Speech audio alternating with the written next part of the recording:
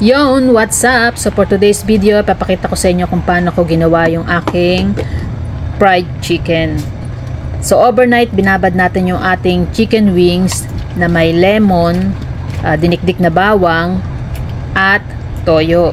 So yung sa seasonings, bahala kayo kung anong prepared nyo. Pwede nyo lagyan ng paprika, pepper. So yan.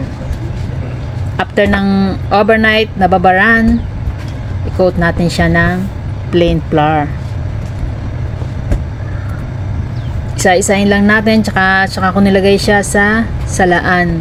So naghanda ako ng malamig na tubig at doon sa pinagbabaran ko may mga natirang sauce. So doon na lang din natin ilalagay yung malamig na tubig. Saka natin banlawan yung ating na-cover na chicken wings ng harina. Make sure na nabasa lahat at saka natin patilain ulit. And then second coating tayo ng same flour na ginamit natin.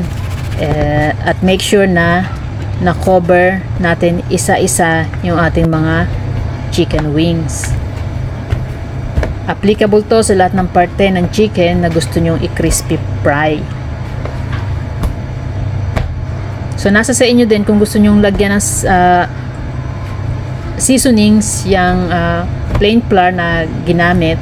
So sa akin wala kasi enough na yung marinated ko sa chicken, tsaka may gagawin pa ako dyan after ng pagpa-fry.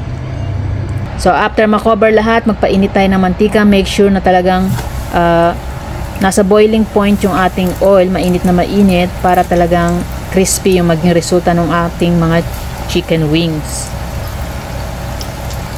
So antayin lang natin siya maging golden brown